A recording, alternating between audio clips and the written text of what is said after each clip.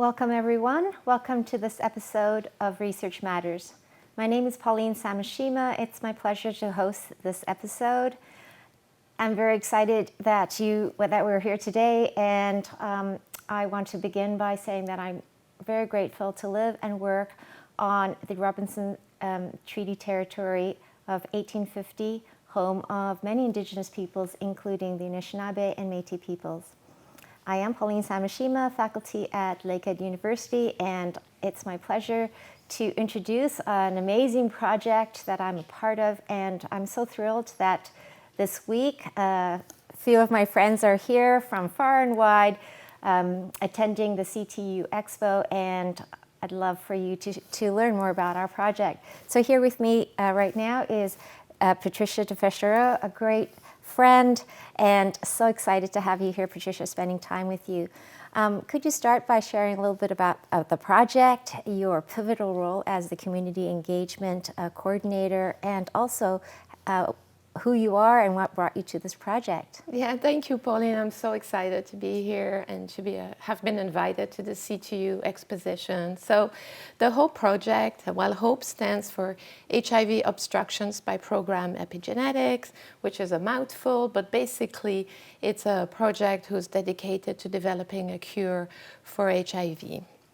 And as we go about our project, we're not just looking into finding a cure or developing a new approach for curing HIV using a technique called block-lock exercise, but we're also very much grounded in social justice, in addressing psychosocial determinant associated with the epidemic and the huge stigma that still prevails around HIV and the vulnerable populations who are carrying the burden of the epidemic this day, not only in the US, but around the world. That's really very important.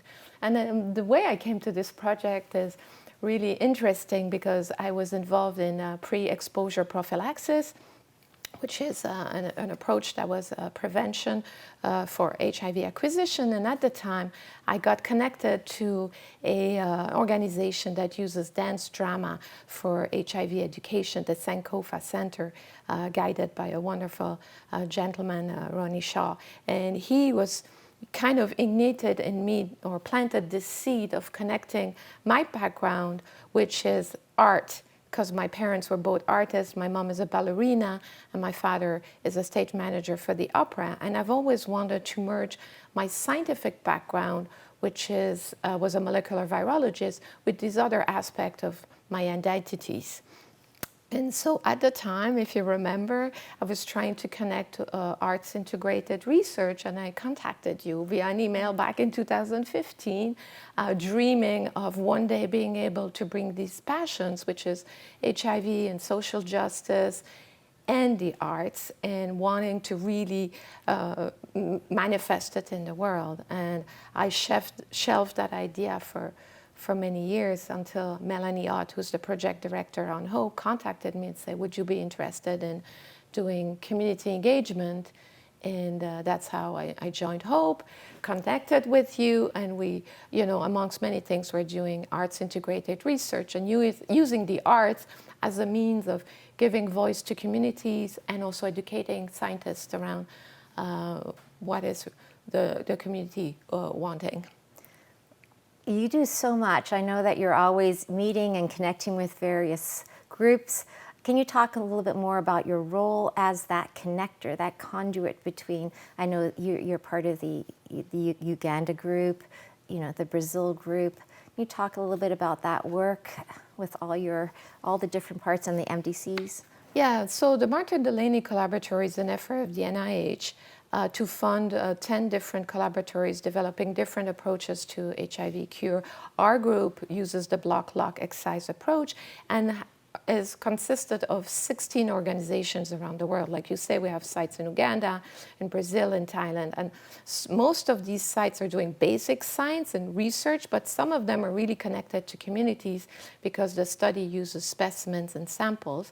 And so what I'm trying to accomplish in envisioning the community engagement for HOPE was to kind of connect the science and the amazing work that these scientists are doing in the lab to develop this cure and really achieve their goal. They're so passionate, but also the community members on the ground that are doing extraordinary work, bringing forth the needs of communities and what the cure would look like for them, what would work for them, and make sure that these voices are not just sitting at the table, but they're actually part of making decisions around hope as much as possible. And we have extraordinary people on our community advisory board. We have hope ambassadors.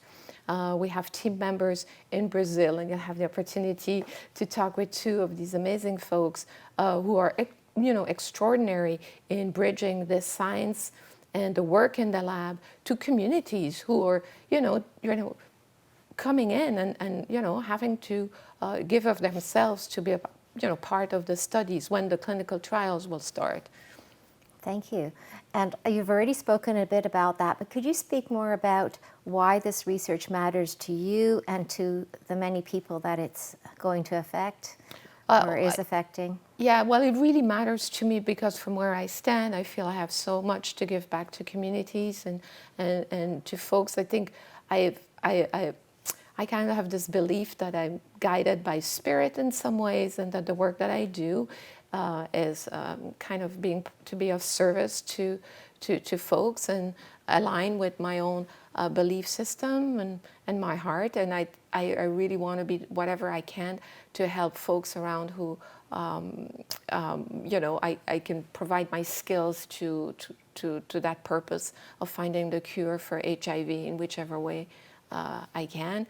And I'm really excited by the podcasts that we're doing, by an animation. If folks are interested, they can go online and they can look at what block lock excise means in terms that's really easy to understand for folks who are not scientists. I'm really passionate by seeing the beauty and the talent of all the people that are on the team. That is really a family, and it really makes me really happy to work with them every day. It's been really exciting to see the response online from people who are interacting and commenting on the videos and the podcasts. What are your thoughts on that? I think it's a response. Yeah, I think it's a very not conventional way. People kind of frown at social media at times, but the way that Raif is conducting his YouTube channels, he's providing so much information for folks who would not otherwise have access to this information. And the science that's happening in the lab will be, really useful for people to know more about and feel that they're a part of, and people feel hopeful and feel they're not alone when they find that they have been diagnosed with HIV. And once again, it comes back to the stigma. We really need to, HIV is not, cure is not just a biomedical approach, it really is, we have to address all the other social, societal component that make this epidemic such a stigmatized epidemic right up to this day, even though we have treatment and things are not changing in many communities around the world. It's very important for us that we engage in this research, not just from the medical standpoint, but for the human standpoint. We are in relations with each other, and that's what will help us achieve our goal. Thank you so much. Thank you for being here. I can't wait to also introduce PC Bruja, who's coming up in the next segment. Thank you.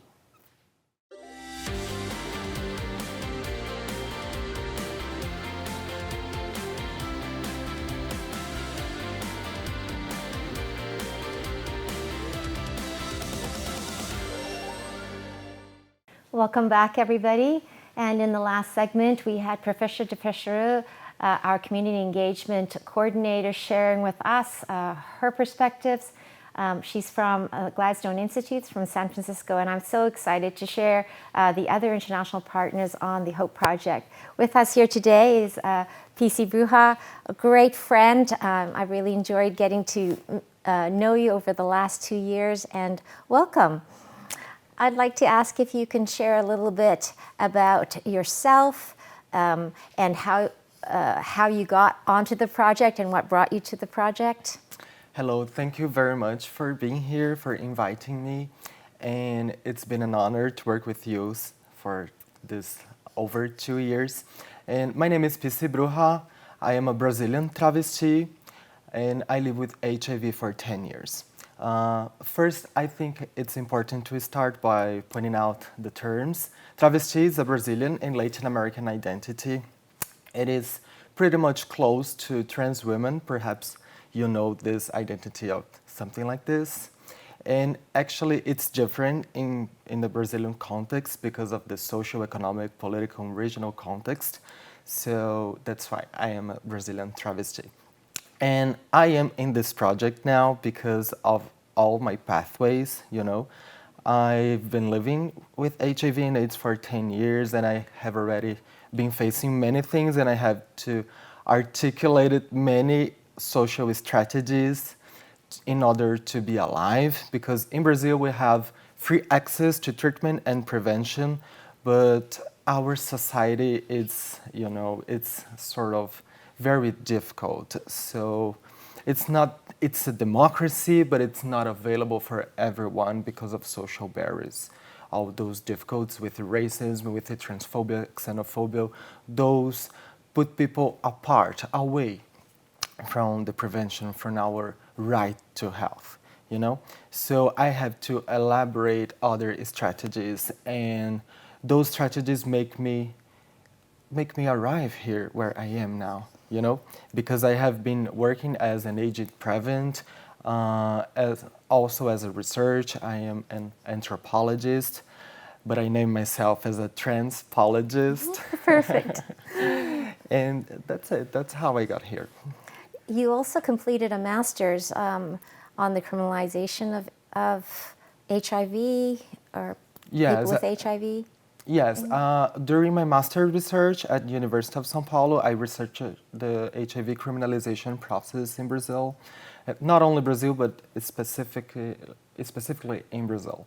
And I had this part that analyzed the process and also tried to understand some documents and how it was going on media, mass media, and also analyzed how a collective of people living HIV and AIDS created survival strategies in order to face those barriers and stigma on HIV and AIDS. And you were also part of a very large, probably the largest trans collection of data. Can you speak a little bit about that data collection project? Absolutely. In HOPE project, we have been developed this research. It's HIV. We are trying to understand their perception about a possible cure for HIV. So this is a very interesting project because we have been developing so many activities with communities, and we try to approach many transgender and travesti people, including transgender men and transmasculine, because we don't have much data about this population. There is no epidemiological data, so we don't have a public policy for them.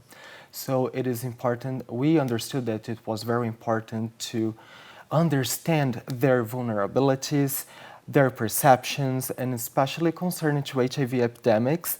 It is so need to understand because of those stigmas that we have been facing with AIDS epidemics for over 40 years, you know. And now we have been approaching to this community. You know, I'm part of this community, so I have been building this bridge between clinical research and the community to try to make us have access to health. And in this project, what we did, we had many activities because we could not just come to them and collect data. So we started to have the activities, some yoga classes, and we also had some many conversation actually is about prevention, sexuality, rights to health, and many specificities. So we could organize ourselves, we could understand our needs. And then we also had some, because it's very important, we did that activities in housing for transgender and travesti people. So we also hired another transgender girl to have food great and quality food so we could approach. And then we had that moment for a few months, and then we collected the data. We have something around 800 data, actually 800 participants, and we have been understanding more in a more specific way their vulnerability. It's been so important. And now we are allied with some transgender parliamentarians in order to make those data become public policy, because it must be our social commitment. Fantastic. Thank you. So now I'd like to ask a more personal question. Why is this Hope Project important to you, and why is this work important for you? And I know you have a lot to say about this. Yes, Pauline, this project is very much important to me. It is, by one side, I'm personally attached to this project because I'm personally with HIV, and I almost died from AIDS a few years ago, and I know why I survived it. I survived it because I had access to treatment, but not only this, but because we created Local de Faverins, that collective that I told you. We are people that are creating social technologies and strategies and affection strategies, We feel bounded, we are together, we create performances, we create interventions. We've been creating so many activities in so many different spaces. And I also understand that it's not only something for myself. I'm alive because of community. So this project, it's absolutely interconnected with our community responsibilities. We must include these people into the society. We are part of the society, and society must recognize it. Wow, that's incredible. Thank you so much for being part of this episode, and it's been such a great time spending time with you this week, and I look forward to more and more. Thank you. Absolutely. And now we'll be back in a moment with another international partner I'm so excited for you to meet. We'll be right back. Thank you.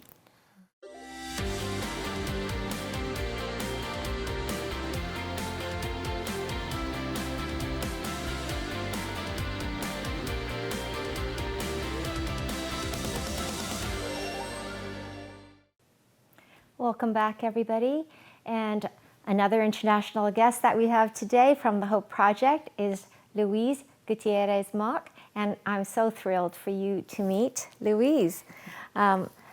It's been a fabulous time being with you through CTU Expo and getting to know you and learning more about the work that you do.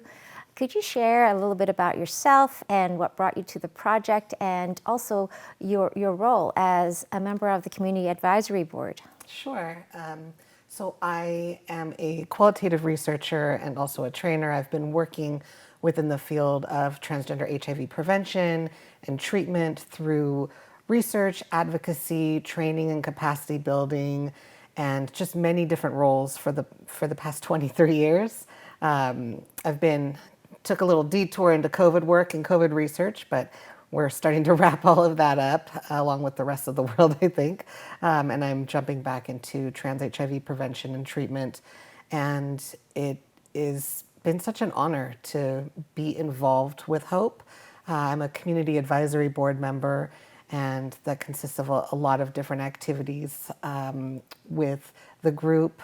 And I am very honored to be able to bring myself, my full self, and all of my experiences as a queer, Chicano, white, trans guy into the work that I'm doing with the Community Advisory Board, and just really thinking about making sure that my communities are represented and making sure that the folks who I know who are honestly the most vulnerable in terms of when we talk about HIV, and who are placed at the greatest vulnerability for HIV globally are typically trans women of color, Black trans women.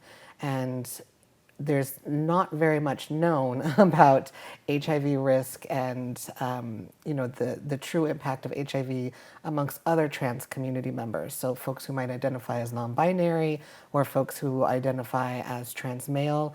We don't know very much yet, and I am glad that as we're starting to talk through HIV cure research and what that will look like on the ground and globally, that my communities are going to be brought in at the design stage. That's incredible. And I know that you're part of the Community Advisory Board. Can you speak a little bit about your role there? And I know there's lots of other communities, the group in Uganda, the group in Brazil, we just spoke to PC, but also our partners. Would you like to share a little bit more about that? Sure. Your work in that area? Yes, absolutely. So I think my role on the board is a lot of reviewing documents, talking through, what a strategy might be within different communities, really also sharing, some of our work within my social networks and within my communities. And so that's sort of the Community Advisory Board role. Through this, though, I get to meet incredible folks and get to work with incredible people and hear about what's being done in the 3 country sites that we have, which are the United States, Brazil, and Uganda. And I think that right now is such an incredibly important time globally as we're thinking about transgender rights and the rights of LGBT people. We've seen oppressive policies put into place in all 3 countries where this is being implemented. Within the United States, in several states there's active legislation to really that's honestly just trying to criminalize being trans. They're crouching it in terms of like protecting the children, but that's not it. It's about trying to legislate trans people out of existence. And we see a really extreme version of this in Uganda, where the United States played a pivotal part in terms of creating anti-LGBT legislation, which is terrible. That Christian evangelicals from the United States really helped to provide some of the ideas around the Uganda, what's called like the Kill the Gays bill, where LGBT people are not only being legislated out of existence, but holding an LGBT identity and being out or open at all about it in Uganda now places people at risk for, death through the legislation that's been passed.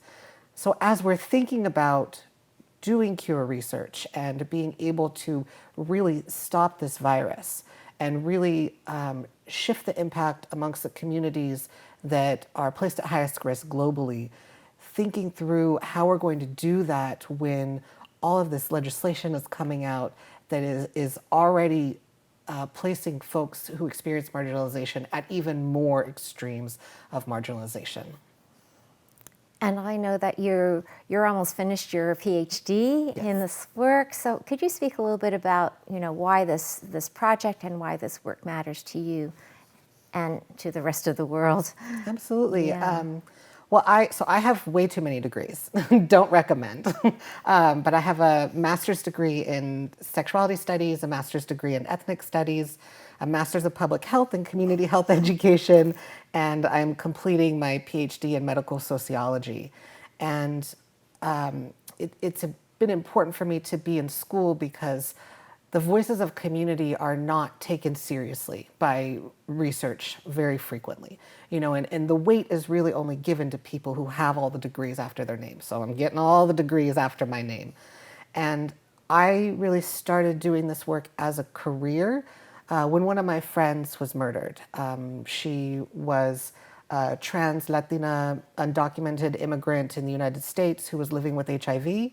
And she engaged in survival sex work. And her death just really brought to light for me the extreme amounts of violence that particularly trans women experience, and the way that intersects and overlaps with HIV, and the way that intersects and overlaps with how stigma creates such vulnerability amongst communities, vulnerability that we can't overcome or recover from by ourselves. And I think that for me, part of what this project does is it provides a different way to tamp down on some of that vulnerability. Because if we can get HIV taken care of, that's not going to eliminate the problems that exist amongst trans communities at a global scale. It's not going to take away all of our stigma, but it will take away the HIV impacts. And like what PC said, she wouldn't have almost died because of the way that, because of the virus, that it would solve that portion. And then we could focus on these larger structural problems within society that create the risk for HIV in the first place. And I see that this research and this project is changing your space, changing your life, and also making a lot of impact on other people around the world. And to finish off, could you share something that you're working on that you're really passionate about through this project at the moment? Yes, I think. And we don't have very much time. Sure, I'll quickly share. A quick. I think that what's the most exciting for me is actually just the relationships and being able to have relationships with all of these community members and people throughout the world who are so deeply committed to this work. Thank you so much. And thank you so much for being here. Thank you, everybody, for joining us on this episode of Research Matters. I am Pauline Sameshima, and for more information on the HOPE HIV project, please check out our website. Thanks again.